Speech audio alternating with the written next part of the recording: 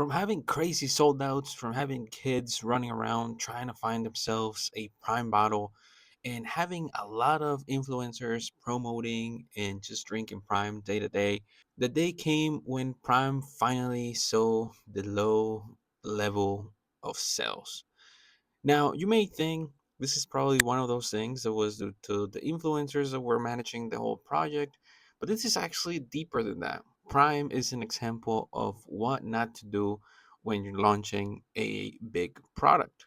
I'm going to give you a quick summary on the major things on why Prime failed and will continue to fail throughout the future.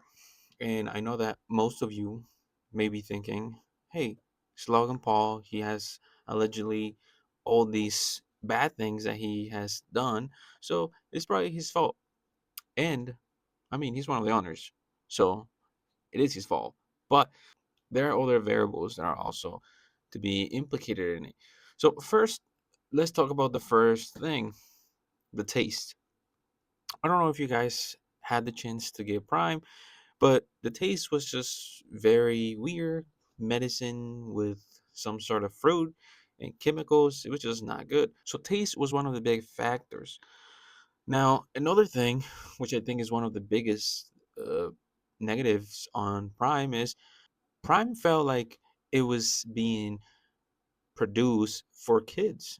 If you look at how the bottles look, if you look at that compared to like a very shiny toy that a kid would like, Prime was pretty much that product. The only difference is when you look at things that are designed for kids, they usually are not as unhealthy as Prime is. And I think that's one of the reasons why it kept going down. It was actually banned in Europe in some schools because of how bad it was for kids. And yes, it was kind of unhealthy. They actually started to get into legal fights, and that's kind of where it all went down.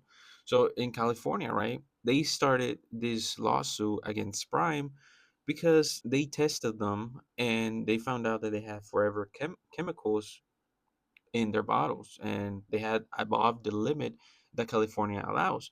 So when this thing went down, Prime was kind of just like not only a bad name, but also a bad reputation and now bad health. So unhealthy that there was actually a kid in a hospital, allegedly, for drinking 2 cans of Prime. And this was like a fast reaction of Prime chemicals and substances. So started to gain more negativity and people started to realize how bad Prime was that a lot of people started to just not buying it. Now, one of the last things that happened was Refresco, which was a company that was paid for Prime to produce Prime bottles. They filed a lawsuit against Prime because Prime stopped selling because the hype was down and all these things going against Prime because of their own fault. The arrangement that they had with Fresco about producing a certain amount of bottles, they stopped paying for it because they didn't have the consumer to buy those bottles. So Fresco had already spent all this money for the production of the bottles because they had to fulfill that. But now the Prime was not going forward on this order. So Fresco didn't have another option but to sue. And that's actually what they did. And that's ongoing.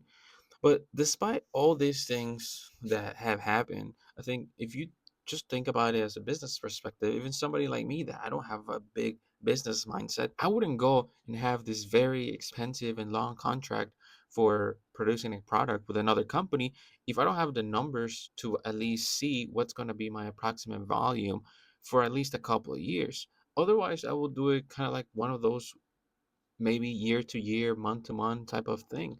Sure, it might give you some delays at the beginning and you might have to do some adjustments in your own schedule, but this saves you from potential big lawsuits like the one that's going on because they made this very huge arrangement with Fresco, this big contract that they couldn't fulfill.